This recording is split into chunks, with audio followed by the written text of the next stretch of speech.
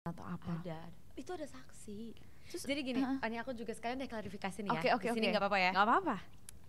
Yang pas Laura 1 tahun perayaan itu kan dia nggak dibolehin masuk tuh sama mama. Iya, katanya dia mabok.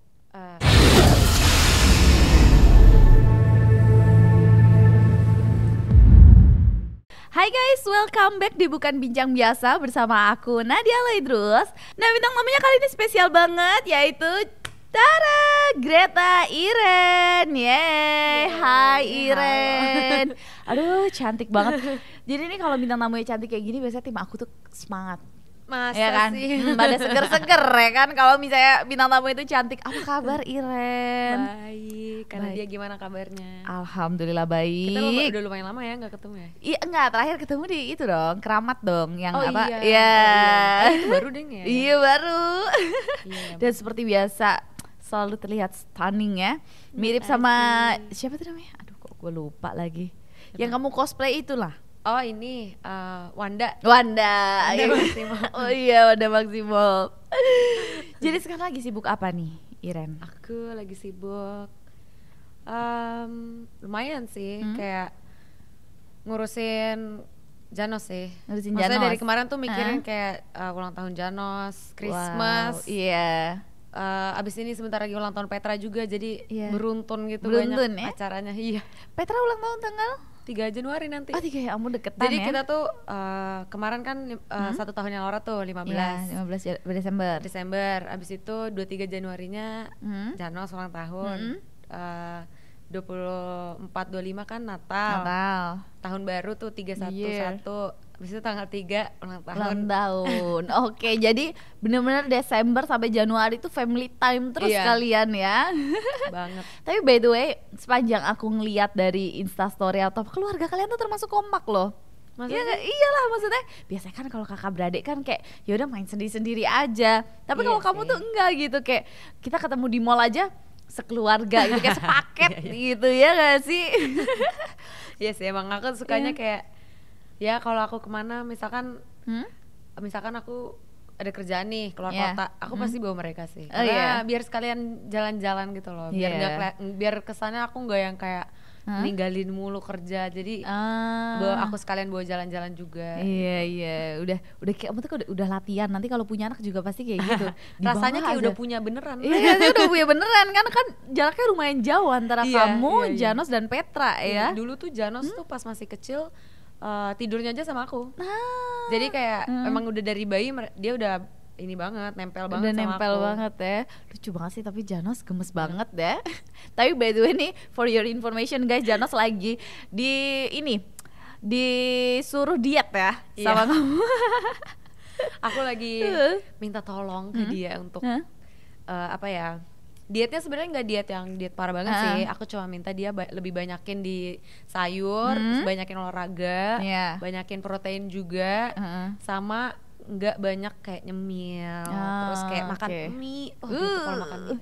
Tapi emang mie itu godaannya parah. Dia tuh sekali makan mie masalahnya 2. Ya Allah. Terus tengah malam. Nah kan tuh Janos, sentil nih nanti ya, nggak boleh makan mie 2 ya. Iya makanya dia tuh makan. Sekalian dibilang iya boleh makan mie, boleh. Aku pikir 1, nggak tahu ya tiba-tiba pas aku lihat dia makan udah 2 bungkus. Parah banget lah. Oke. Nah terus kamu sekarang lagi ada bisnis gitu nggak sih? Kalau aku mulai lihat kan jalanin ini ya, serum bulu mata ya. Ya itu kan dulu punyanya Laura tuh. Laura. Terus ya aku mau coba lanjutin. Harus dilanjutin. Soalnya emang produknya bagus juga. Jadi kayak emang ya kita juga kan hidupnya dari situ juga kan kebanyakan. Jadi ya itu aku mau coba supaya bikin lebih gede lagi, karena kan dari dulu kita nggak pernah bikin gede gitu loh, nggak pernah di rebrand lah gitu. Kita dulu nggak ada yang ngerti, dan dulu tuh kita setiap ada uang juga nggak pernah uangnya tuh nggak kepake untuk keperluan rumah, karena kan dulu meskipun orang mikir nih, orang tuh mikirnya kita tuh duitnya banyak banget. Tapi kalian nggak tahu pengeluaran kita tuh banyak apalagi pas ada Laura. Aku nggak bilang Laura beban atau apa ya. Cuma maksudku be real aja, orang yang sakit itu udah pasti pengeluarannya besar. Benar. Apalagi dengan orang yang kayak Laura yang SCI kayak gitu, suster, fisioterapi itu tuh everyday tuh udah nggak mungkin cuman 1 juta, udah pasti 5 juta per hari.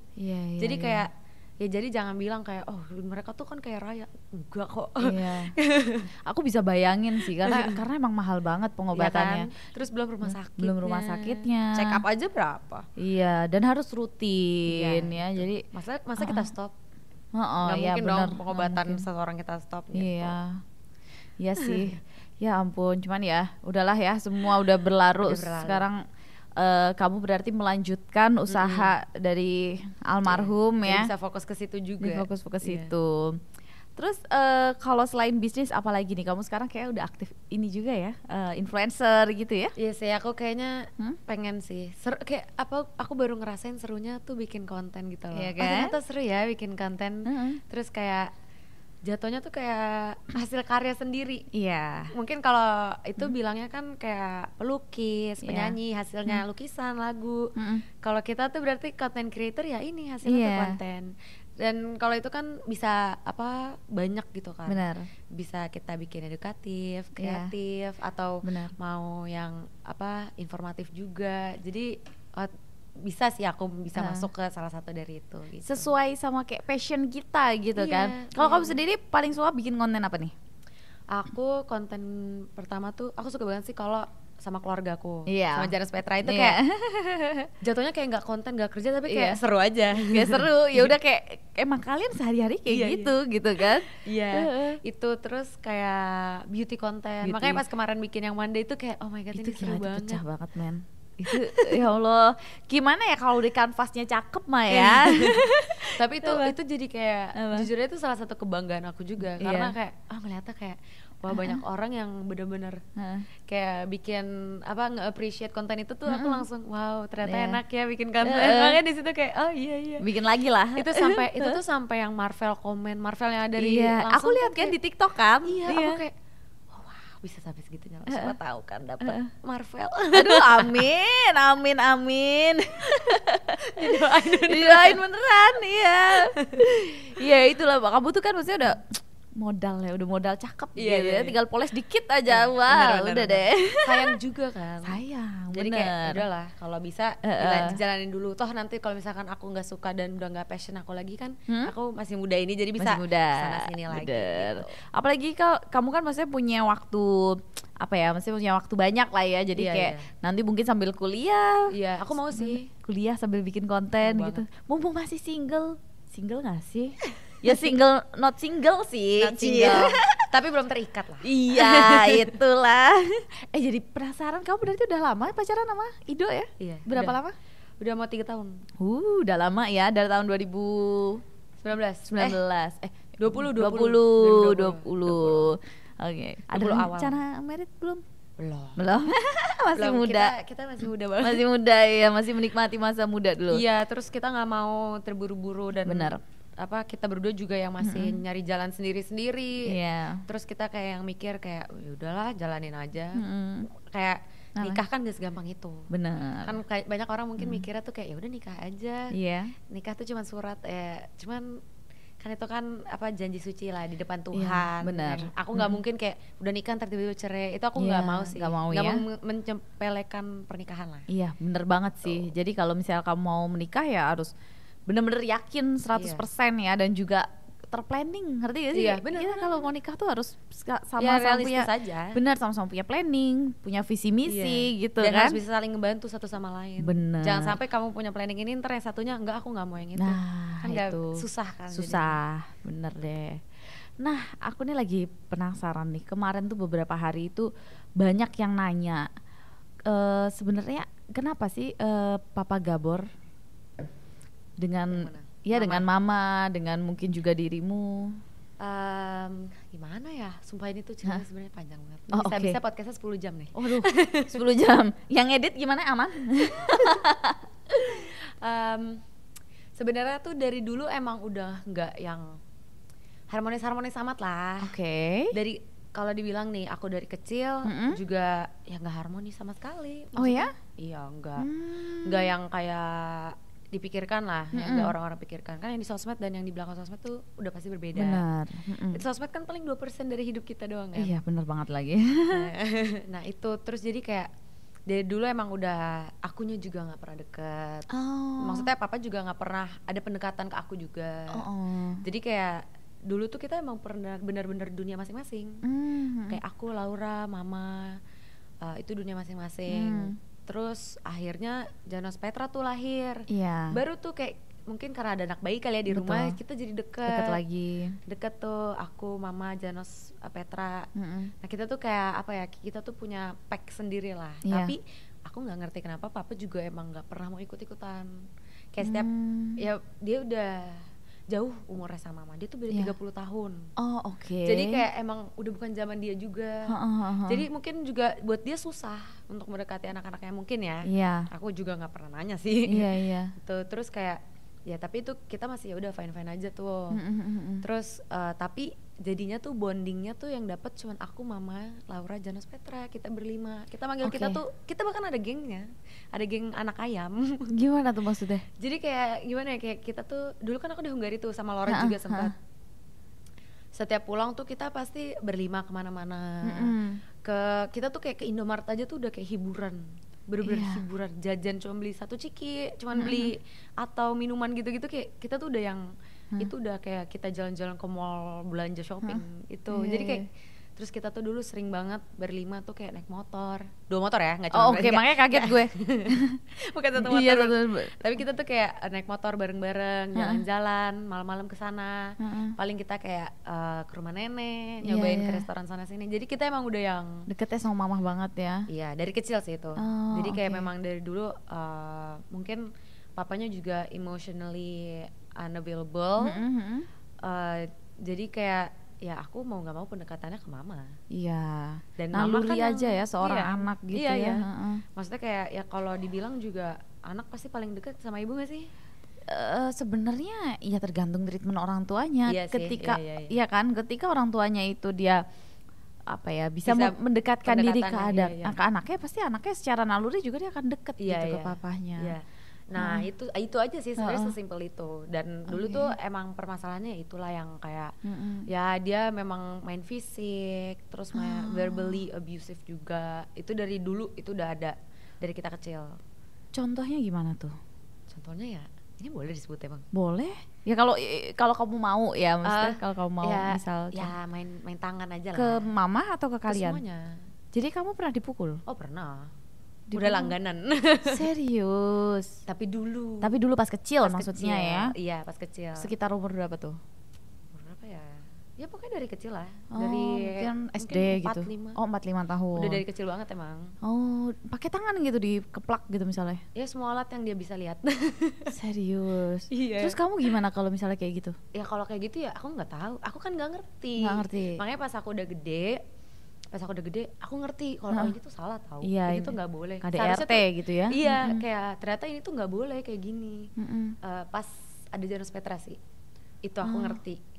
Nah, Janos Petra pernah dipukul juga? Pernah beberapa kali. Sampai akhirnya aku marahin. Aku pernah bilang ke papa, aku marahin. Jangan ya mukul-mukul anak kecil. Karena kan di situ aku udah gede, itu aku udah SMP. Aku bilang apa sih kayak jangan mukul-mukul anak kecil, itu bisa dihukum pidana kan?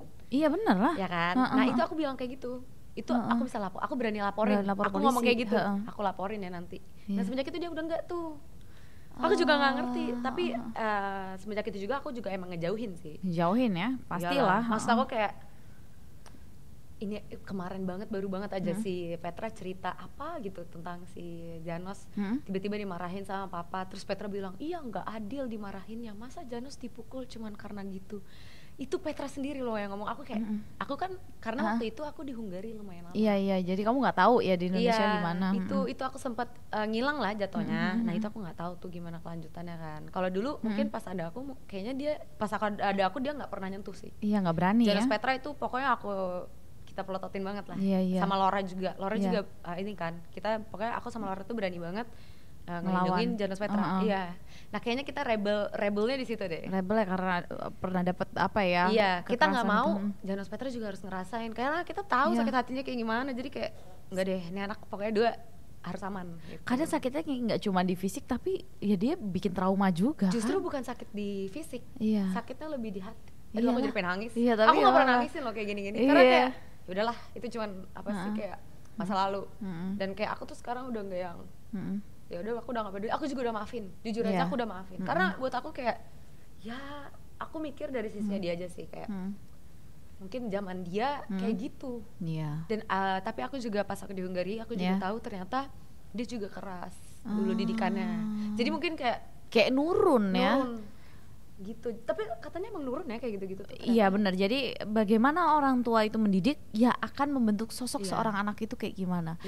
Terus tapi by the way apa sih masalahnya kayak misalnya kalau anak kecil ya, bayangin anak umur 4-5 tahun itu dipukul, apa yang apa ya? Yang aku lakuin? Ya iya yang kamu lakuin. 4-5 tahun loh. Atau Janos deh, Janos. Paling Janos apa ya, kayak ya enggak nurut aja lah sama dia, itu udah pasti kena. Tapi kan anak 4-5 tahun men, mau nurut apa, iya gak sih? Aku juga ngomong kayak gitu. Iya kan? Itu lucu banget sih emang. Kayak misalkan yang nggak mandi aja lah, atau enggak misalkan apa ya yang paling aku inget tuh, dia bandel paling ngisengin Petra lah. Itu pasti itu tuh maksudnya Petra nangis. Petra iya. nangis aja tuh pasti dimarahin. Dimarahinnya tuh sampai segitu. Makanya kan dulu tuh banyak banget tuh pasti di video Janos, Laura pernah nge-snapgram pasti aku laporin ya ke papa ya, karena Janos takut banget. Itu bikin trauma tau gak makanya sih? Makanya Janos takut banget. Sampai kemarin tuh kan aku sempat nanya kan. Pas papa udah gak tinggal di rumah, aku nanya, Janos, Petra kamu mau gak sih ketemu papa? Karena aku gak mau ngelarang, mama juga gak mau ngelarang. Benar. Kayak itu hak mereka. Itu apa terserah mereka mau atau enggak. Terus kalau si Janos enggak, aku nggak usah deh, udah nggak kayak gini aja. Maksudnya buset, dulu sampai diapain dah. Karena kan aku emang hilang kan. Aduh diapain sampai segitu. Tapi kalau menurutku emang mereka tuh kayaknya emang takut aja. Iyalah, pasti dia akan ngerasa lebih nyaman dan lebih aman ketika nggak ada sosok yang mukulin dia.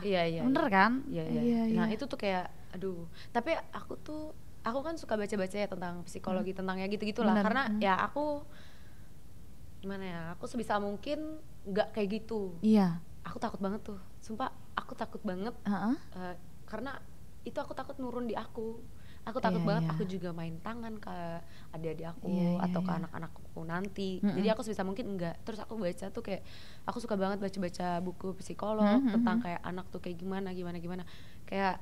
Terus aku baca kena si Janos pemalu banget kan. Pemalunya tuh minta ampun. Ternyata tuh itu efek dari dulu tuh papa ngegituin si Janos. Jadi dia kepercayaan dirinya berkurang. Bukan berkurang malah. Menurutku Janos tuh hilang. Dia tuh sampai dia tuh tahun pertama di sekolah nggak punya temen. Karena dia malu banget.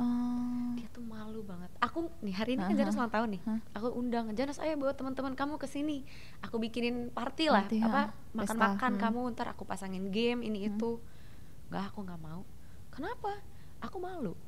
Kenapa malu? Maksudnya kan cuma kita doang. Nggak apa-apa, aku nggak usah, aku di rumah aja. Kamu yakin mau di rumah doang ulang tahun? Maksudnya masih kecil umur 10-11 itu kan lagi seru-serunya ulang tahun, baru ngerti main, baru ngerti pesta ulang tahun tuh kayak gini loh, ya kan? Makanya aku kayak kenapa emang? Enggak, aku nggak apa-apa, udah pokoknya aku mau di rumah aja, aku malu. Gak usah malu lah. Jadi aku tuh sebisa mungkin coba kayak bilangin ke Janos kayak yang dulu tuh itu sebenarnya itu salah loh Nos. Iya betul. Itu tuh nggak benar, nggak berarti kamu tuh karena kan itu ngurangin self worth-nya dia kan. Aku ngajarin ke dia kayak nggak berarti kamu tuh nggak disayang. Iya benar. Aku juga nggak ngejelekin papa. Maksudku kayak aku nggak mau lah sebagai kakak yang dikenal yang ngejelekin ayahnya sendiri gitu loh. Maksudnya aku pokoknya kita nggak ada ngomong kalau papa tuh jahat dulu lah. Nggak, kita tuh cuman bilang kayak yang papa lakuin tuh salah, itu nggak benar, nggak seharusnya kamu dapetin perlakuan seperti itu. Iya betul. Aku cuma bisa sampai situ, itu batas aku udah. Jadi kayak ya aku cuma bisa ajarin kayak kamu tuh disayang kok Nos, nggak yang kayak segitunya. Karena aku takut banget itu kepikiran. Iyalah pasti, itu pasti trauma yang membekas lah kayak gitu tuh. Makanya kasihan. Tapi kalau aku bilang ya, mungkin ketika kamu nanti someday kamu punya anak atau ya adikmu, kita nggak bisa bilang dia selamanya nurut sama kamu. Mungkin Petra atau Janos suatu saat ngelawan kamu gitu. Bisa jadi justru kamu nggak akan main tangan sama dia. Iya kan? Karena kamu udah tahu rasanya. Iya kan, bahwa main tangan, mukul itu nggak menyelesaikan masalah apa-apa. Bahkan kebentak aja kan nggak menyelesaikan. Iya, nggak menyelesaikan. Apalagi tadi anak umur 4 tahun 5 tahun kamu mau teriak pun ya namanya dia masih nggak ngerti. Iya kan, dia sih pasti dia juga akan sesuai sama maunya dia. Iya. Ini aku belajar banget loh. Dulu pas Janos masih kecil, namanya juga anak kecil kepo banget kan. Dia tuh dan apa-apa maunya belajar sendiri, nuangin minum ini itu. Pernah tuh sekali tumpah. Kan kalau orang kan pasti refleks langsung dibentak, marahin kan. Gimana sih? Iya. Nah, aku tuh di situ kayak aku sampai bilang ke mama, kalau dia tumpahin sesuatu, udah diemin aja. Biarin dia belajar. Kalau dia bikin masalah, bikin sesuatu a mess gitu, biar dia rapiin. Iya, dia menyelesaikan sendiri, dia bersihin sendiri. Iya, jadi kayak udah mah, jadi kita udah nggak usah stres. Diem aja, udah ntar juga dia rapiin sendiri. Meskipun nggak rapi-rapi banget, tapi kayak dia tahu kalau dia bikin kesalahan, dia harus beresin ini itu. Jadi kayak maksudku, aku di situ kayak belajar banget, ternyata tuh anak tuh emang nggak boleh dikasarin, dibentak. Itu ngebentuk banget personality semua orang. Gitu. Jadi kayak terus aku juga kayak ngerasa banget kalau masalah yang kita hadapi di pas kita dewasa itu ternyata pasti ada hubungannya connected sama pas kita masih kecil. Cara kita solve suatu masalah itu tuh pasti kayak ada hubungannya pas kita dulu pas kecil kayak gimana sih, diapain sih sampai akhirnya pas dewasa kita bisa nggak buat ngehadapin masalah itu. Jadi kayak ya bayangin aja, aku nggak tahu ya, mungkin aku pas kecil juga adalah stres-stresnya, depresinya mungkin yang aku nggak didiagnosis sama sekali ya, tapi pas aku tuh ada di fase yang kayak aku sedih banget, mau kabur dari rumah itu ada. Kenapa? Ya nggak betah lah di rumah kayak gitu. Karena papa? Iya. Itu ada banget. Jadi kayak aduh pengen nangis. Iya, nggak mau apa-apa. Nggak kuat. Karena aku nggak mau nangisin kayak gini. Itu hal-hal yang kayak nggak sepele, tapi aku nggak mau ini buat jadi mendefinisikan aku gitu loh. Jadi kayak aku tuh sebisa mungkin nggak usah. Tapi wajar kok, wajar banget yang kamu pernah alamin itu. Kalau ngomongin susah, tapi I've already dealt with it. Jadi kayak aku udah nggak ada rasa sakit hati, udah nggak ada rasa kayak stres atau terbebani. Jadi kayak aku udah yang sebenarnya udah free aja, cuman. Tapi kamu serius, kamu udah nggak, maksudnya kamu udah nggak sakit hati gitu? Sakit, udah sih. Kadang ada momen kayak kalau kamu ingat kamu pasti kayak kok sampai segitunya ya. Iya, kok gue dulu diperlakuin kayak gini ya. Itu ada sih. Tapi kayak kalau yang kayak aku yang sampai sakit hati dendam maksudku, itu enggak ya. Enggak lah. Karena kamu setelah kejadian itu juga sempat bertahun-tahun tinggal juga sama papa ya. Iya. Tinggal gimana? Maksudnya papa sempat tinggal di rumah kan? Oh iya. Ya itu selama 20, kan mama nikah 21 tahun. 21 tahun itu ya bareng terus.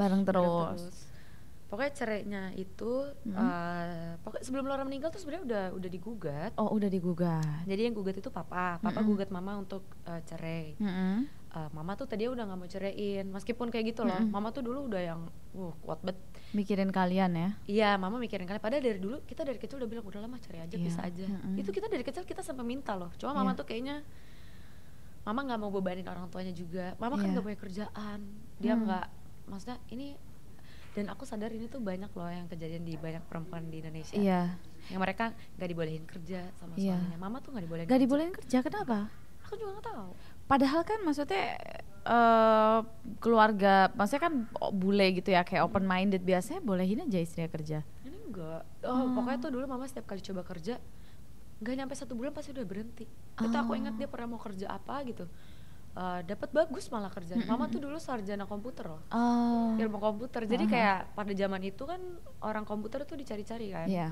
Tapi nggak tahu kenapa, aku ya kan dulu aku masih kecil, jadi aku juga nggak tahu kan masalahnya. Pokoknya tiba-tiba udah berhenti aja, dan semenjak itu dia nggak pernah kerja lagi. Tuh mama, jadi mama benar-benar penghasilannya 0. Nggak ada pemasukan lah ya. Cuma dapat dari papa. Dan sekarang kamu yang jadi tulang punggung. Iya. Ya itu makanya. Jadi ya aku sekarang sebisa mungkin ya aku harus hidupin semuanya. Tapi kalau kamu perhatiin ya, Tuhan kayak memberi jalan gak sih sama keluarga kalian? Iya. Banget. Aku aja kayak ya Tuhan, pas sebelum Laura kecelakaan itu kan butuh uang banyak ya buat operasi ya. itu pas banget tuh, baru banget Laura bikin yang serum bulu mata itu. Serum bulu mata. Itu sampai Laura sendiri mengaku itu keajaiban Tuhan. Iya. Karena kita nggak tahu kenapa laku banget. Laku banget. Sampai akhirnya bisa kita kekumpul tuh sebulan 300 atau 400 juta lah. Wow. Makanya itu kita sampai kayak kaget banget. Dan di situ mama udah feeling. Sampai mama ngomong gini ke aku, sebenarnya mama tuh dulu feeling, kenapa ya Tuhan kasih uang tiba-tiba sebanyak ini? Iya. Gak lama Laura kecelakaan. Itu oke. Terus makanya aku bilang kenapa kita bisa dapat uang sebanyak itu, tapi langsung habis. Operasi langsung habis berapa Laura di rumah sakit? 200 juta ya. Iya. Operasi aja Laura tuh 400 lebih. Operasinya di rumah sakitnya doang ya. Ya itu belum kan, setelah selesai itu masih fisioterapi, suster bla bla bla, itu ada lagi beda lagi. Makanya kayak kita dulu hidup tuh kerja untuk hidup. Iya, kerja untuk menghidupi semuanya. Iya, menghidupi semuanya, termasuk Laura sakit, papa juga sakit ya waktu sempat. Itu. Dan itu tuh kayak lucunya tuh pas Laura kecelakaan, papa kerja ya. Papa tuh dari dulu kerja sampai sekarang pun aku tahu dia masih kerja, masih berpenghasilan. Dia tuh nggak menafkahi Laura sama sekali lah pas Laura masih sakit juga. Jadi maksudnya nggak bantu biaya pengobatan Laura? Dalam secara finansial nggak ada. Oke. Ya secara lain-lainnya juga enggak sih. Maksudnya nggak memberikan nggak memberikan makan perhatian. Oke. Makan aja enggak lah. Tapi padahal sempat masih bisa jalan apa gitu nggak waktu Laura sakit? Maksudnya? Ya papa. Oh iya kan papa masih sehat. Masih sehat. Tapi papa tuh baru sakit 2020 akhir. Oh. Baru dia. Baru ya. Tapi maksudnya ngambilin Laura makan, nyuapin gitu? Enggak sih. Enggak ya? Enggak. Saya ingat aku dia pernah sekali doang ngapain gitu. Cuma nemenin doang deh kayaknya. Makanya Laura juga enggak deket.